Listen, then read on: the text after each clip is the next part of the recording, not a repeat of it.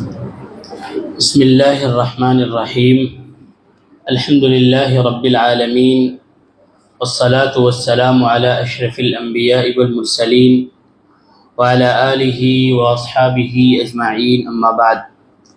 قرآن حکیم کے 22ویں پارے کی تفسیر کا خلاصہ پیش کیا جا رہا ہے۔ سورہ احزاب چل رہی ہے۔ سورہ احزاب کا ایک حصہ 21ویں پارے میں ہے اور ایک حصہ 22ویں پارے میں ہے۔ احزاب یہ حزب سے ہے۔ حزب کہتے ہیں جماعت کو، گروہ کو اور پارٹی کو۔ احزاب کہتے ہیں جماعت یا گروہ یا پارٹی وغیرہ۔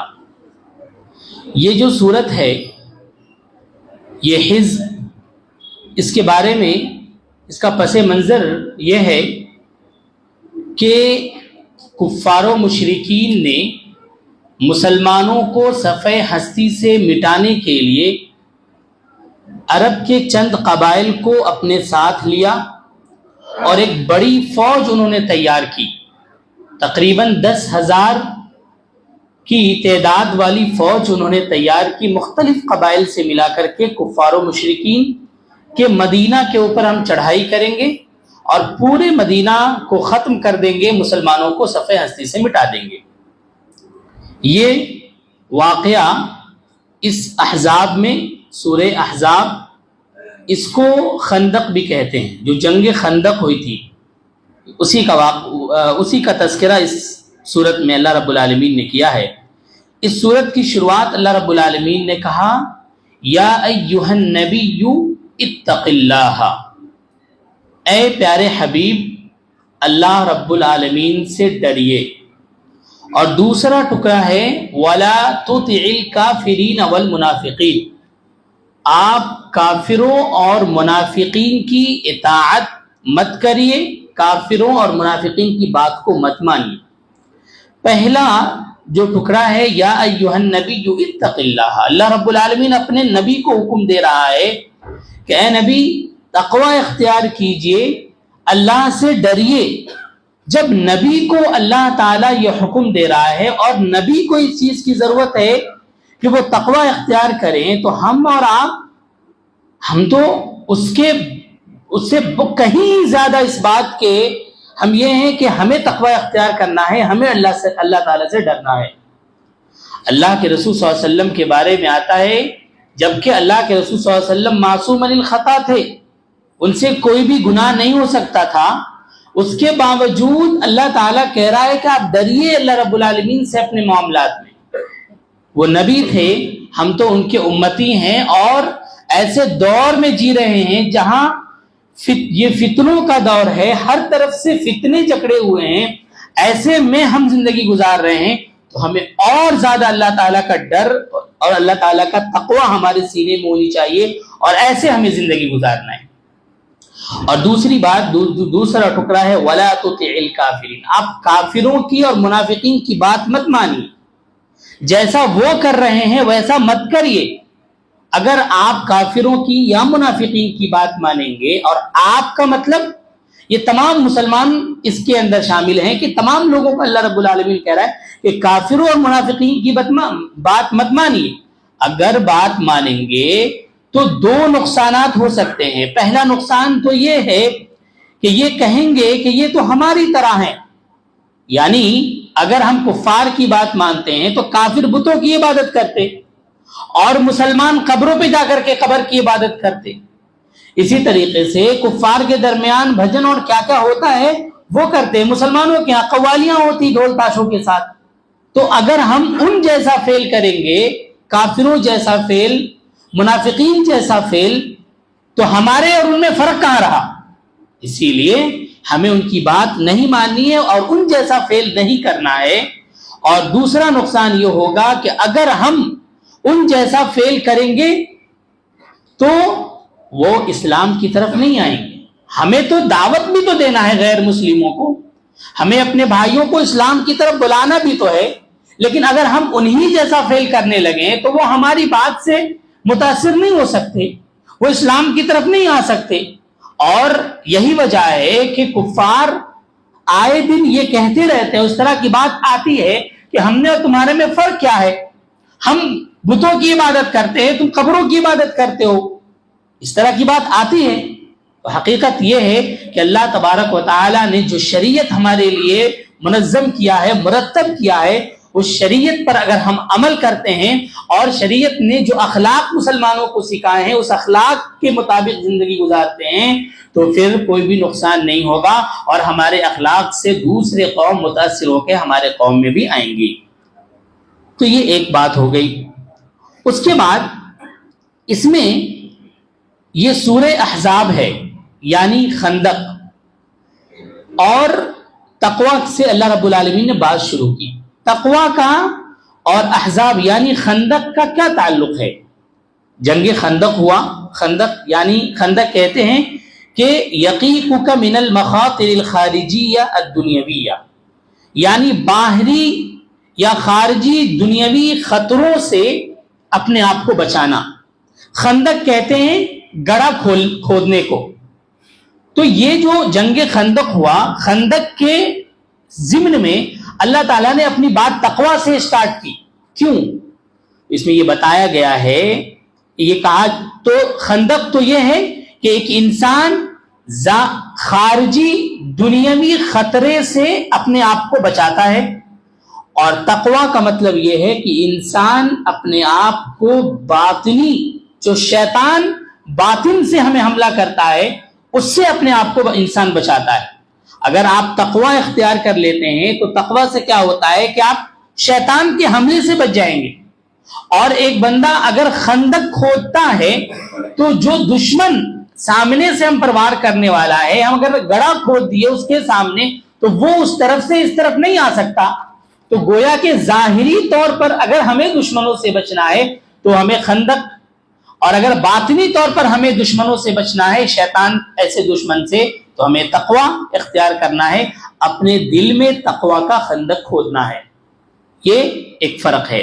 دوسری بات یہ ہے اس میں کہ اللہ تبارک و تعالی نے کہا کہ ایک سبب معنوی ہے اور ایک سبب ظاہری۔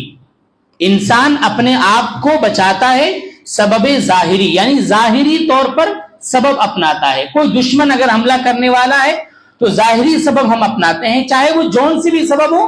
یہاں جنگ خندق میں گڈھا کھودا گیا، اور اسی طریقے سے ایک باطنی سبب ہے جو یہ ہے، اللہ تبارک و تعالی نے یہاں پر بتایا، یہ پورا جو واقعہ ہے کہ جنگ خندق میں مسلمانوں پر حملہ کرنے کے لیے 10,000 کی فوج مدینہ کی طرف آ رہی تھی۔ جب یہ بات صحابہ کرام کے درمیان آئی، آپ صلی اللہ علیہ وسلم کے درمیان بات آئی، تو آپ نے صحابہ کرام کو لیا اور ساتھ میں بیٹھے اور مشورہ کرنے لگے کہ آخر اتنی بڑی فوج کو ہم روکے کیسے۔ یہ مشورہ کرنے لگے تو حضرت سلمان فارسی رضی اللہ تعالی عنہ ایک صحابی ہیں، انہوں نے ایک مشورہ دیا کہ مدینہ کی جو چاروں طرف سے جو مدینہ کی حالت تھی وہ یہ کہ مدینہ کے دو طرف سے پہاڑ ہے، آج بھی مدینہ کے دو طرف سے پہاڑ ہے، اور ایک طرف سے گھنے جنگلات ہیں جہاں سے ایک فوجی اندر داخل نہیں ہو سکتا یا لڑائی کرنے کے لیے نہیں آ سکتے۔ تو یہ 3 دروازے بند ہیں، ایک ہی دروازہ ہے، ایک ہی راستہ ہے، سامنے کا راستہ جو کہ بالکل کھلا ہوا ہے۔ تو دشمن سامنے سے آ کر کے وار کرے گا، مدینہ میں داخل ہو جائے گا۔ دشمنوں سے روکنے کے لیے، دشمنوں کو روکنے کے لیے سلمان فارسی نے ایک مشورہ دیا کہ ہمارے یہاں ایسا ہوتا ہے کہ دشمنوں کو روکنے کے لیے ہم سامنے سے گڑھا کھود دیتے ہیں تاکہ وہ اس طرف سے اس طرف نہ آئے۔ چنانچہ یہ مشورہ آپ صلی اللہ علیہ وسلم کو بھی اچھا لگا اور آپ نے خندق کھود دیا۔ پورے لشکر آ گئے اور وہاں پر حملہ شروع ہو گیا۔ کفار و مشرکین کا لشکر اس طرف ہے، بیچ میں خندق ہے، اس طرف مسلمان ہیں، وہ ادھر سے تیروں کی برسات کرتے، اسی طریقے سے برچھیوں کی برسات کرتے، اور یہ لڑائی چلتی رہی۔ یہاں پر اللہ رب العالمین نے بتایا کہ جو ظاہری سبب ہے اور باطنی سبب ہے اس کے بارے میں اللہ تعالیٰ نے کہا یا ایھا الذین آمنوا اذکروا نعمت اللہ علیکم، کہ ایمان والو اس نعمت کو یاد کرو اذ جاءتکم جنود، جب ہم نے لشکروں کو، فارسلنا علیہم ریحا، لشکروں کو تمہاری طرف بھیجا، اور ریحا وجنودا لم تروها، اور ہم نے ہوا کے لشکر کو تمہاری طرف بھیجا۔ ایک تو فرشتوں کے لشکر کو اللہ تعالیٰ نے بھیجا مدد کے لیے، اور دوسری یہ کہ ہوا کے ذریعے سے اللہ تعالیٰ نے ان کے پاؤں اکھاڑ دیے۔ جنگ خندق میں جب یہ کفار و مشرکین اپنے خیمہ بنائے ہوئے ٹھہرے ہوئے تھے، تو جو تقوی باطنی جو سبب ہے کہ اللہ تعالیٰ کا تقوی اختیار کرنا، اللہ تعالیٰ سے مانگنا، اس کے سبب اللہ تعالیٰ نے یہاں پر دشمنوں سے لڑائی کے لیے فرشتوں کے ذریعے سے اللہ تعالیٰ نے فرشتوں کے لشکروں کو بھیجا، اور ہوا، اتنی تیز تند ہوا اللہ رب العالمین نے چلائی کہ کفار و مشرکین کے خیمے اکھڑ گئے، ان کے دیگے جو ایک مہینے سے ٹھہرے ہوئے تھے وہ سب ادھر ادھر ہو گئے، ان کے جانور ادھر ادھر بھاگ گئے۔ اس طریقے سے ان میں افراتفری کا ماحول ہوا، اور اللہ تعالیٰ نے اس کفار و مشرکین کو وہاں سے بھگا ڈالا۔ گویا کہ اللہ تعالیٰ نے مدد کی۔ ایک بندہ جب ظاہری سبب اور باطنی سبب دونوں کو اختیار کرتا ہے تو اللہ تعالیٰ اس شخص کی مدد کرتا ہے۔ ظاہری سبب میں کیا ہے کہ جو بھی حفاظتی اقدامات ہو سکتے ہیں انسان وہ کرے، اور باطنی سبب میں تو یہ ہے کہ انسان تقوی اختیار کرے تو شیطان سے دور ہو جائے گا اور اللہ رب العالمین سے قریب ہو جائے گا۔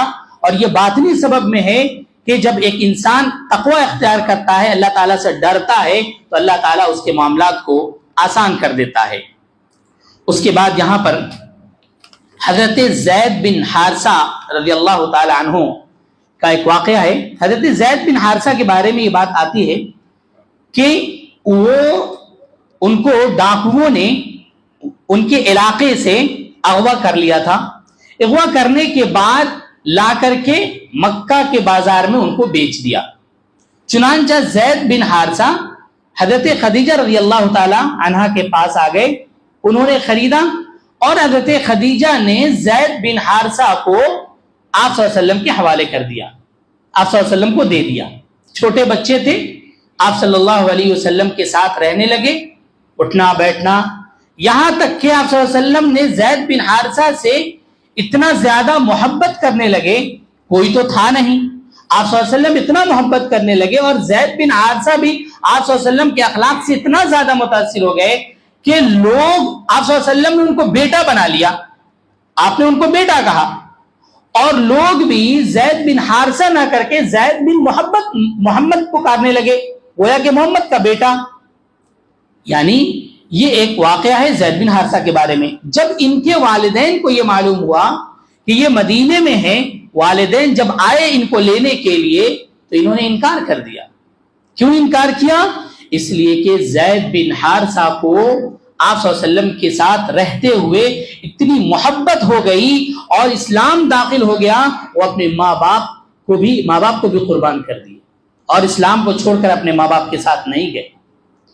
ان کے بارے میں یہاں پر یہ بات آئی کہ زید بن حارثہ کو آپ صلی اللہ علیہ وسلم نے بیٹا بنایا، اور زید بن محمد کہا جانے لگا۔ اللہ تعالیٰ نے کہا ادعوہم لآبائہم، یہ جائز نہیں ہے کسی کے لیے کہ بیٹا کسی اور کا ہو اور کسی اور کے نام سے پکارا جائے۔ ادعوہم لآبائہم، چاہے جو بھی ہو آپ ان کو ان کے باپ کے ساتھ پکاریے۔ ہاں فاخوانکم فی الدین، دینی بھائی ہیں ٹھیک ہے، لیکن کوئی بیٹا کسی اور کا، کسی اور کے ہاں پرورش و پرداخت ہو رہی ہے تو پھر ہم نام چینج نہیں کر سکتے، ہم اس میں اس کے باپ کا اصلی جو باپ ہے اسی کا نام ہمیں رکھنا ہے۔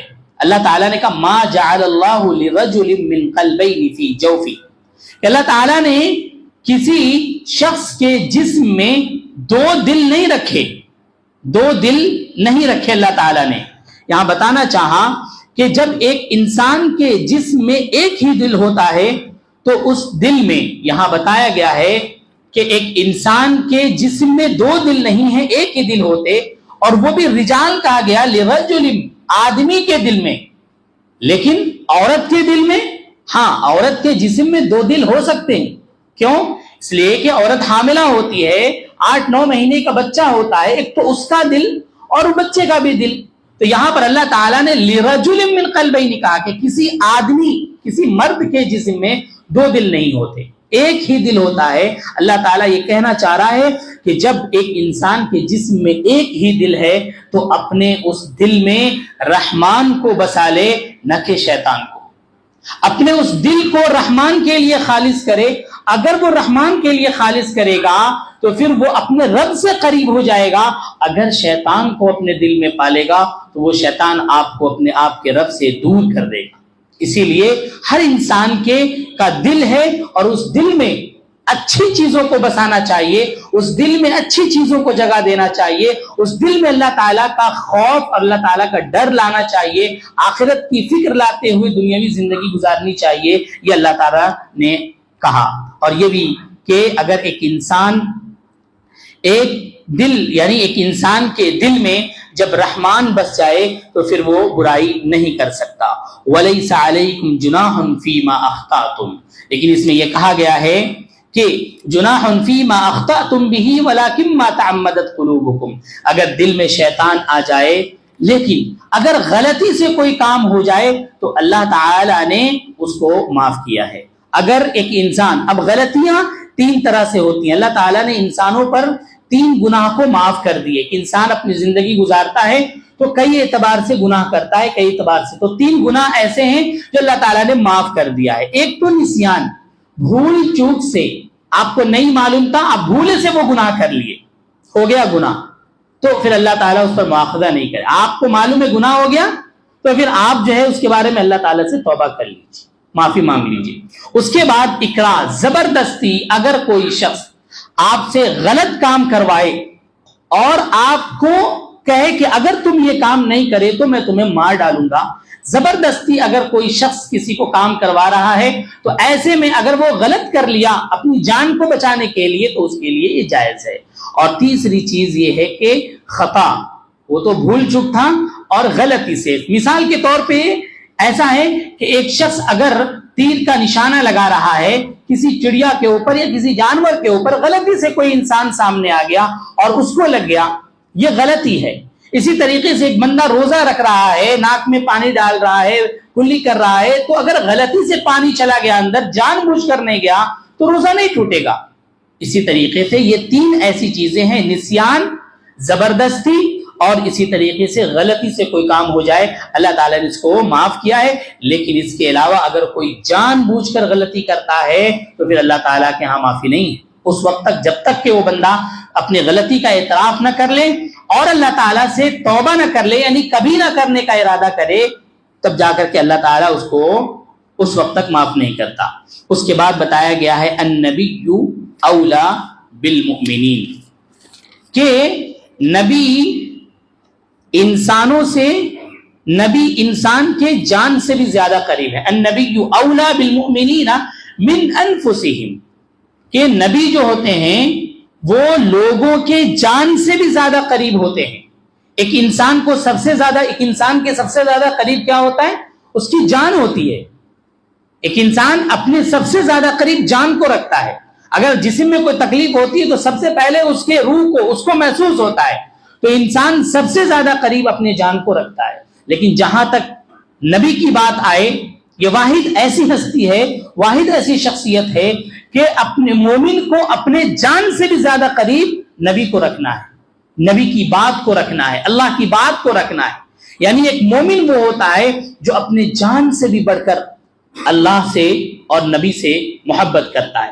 ایسے بے شمار واقعات صحابہ کے اور یہ محدثین کے اور بزرگوں کے، ایسے بے شمار واقعات آپ کو ملیں گے کہ کس طریقے سے انہوں نے اپنے نبی کی بات کو اوپر رکھا اور اللہ کی بات کو اوپر رکھا، یہاں تک کہ انہوں نے جان بھی دے دی.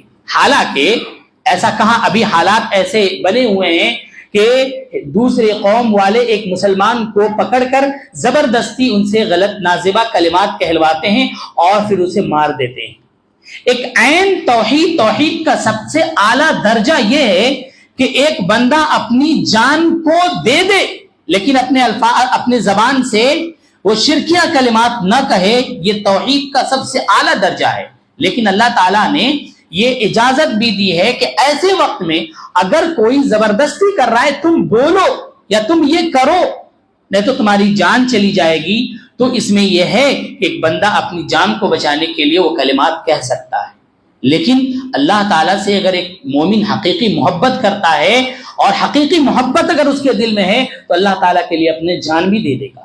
یہی بات کہا گیا ہے النبی اولا بالمؤمنین، کہ مؤمنین وہ ہوتے ہیں جو اپنے جان سے بھی بڑھ کر اپنے نبی سے محبت کرتے ہیں۔ تو ہمیں بھی اپنے جان سے بھی بڑھ کر اپنے نبی سے محبت کرنا ہے۔ ہمارے سامنے تو کچھ ایسی مصیبت اور ایسی پریشانی نہیں ہے، البتہ ہمیں اپنی نفسانی خواہشات پر کنٹرول کرتے ہوئے ہمیں ایسی زندگی گزارنی ہے کہ جس میں ہم اللہ اور اس کے رسول کی مکمل اطاعت و فرما برداری کریں، اور اگر کوئی غلطی ہو جائے، بھول چوک ہو جائے، کوئی گناہ ہو جائے تو فوراً اللہ تعالیٰ سے معافی مانگتے ہوئے توبہ کریں، انشاءاللہ پھر سے ہماری زندگی اچھی ہو جائے گی۔ یہ چند باتیں تھیں۔ اللہ رب العالمین سے دعا ہے اللہ رب العالمین ہم تمام لوگوں کو نیک بنائے، قرآن اور حدیث کے مطابق زندگی گزارنے والا بنائے، آمین۔ وما توفیق الا باللہ۔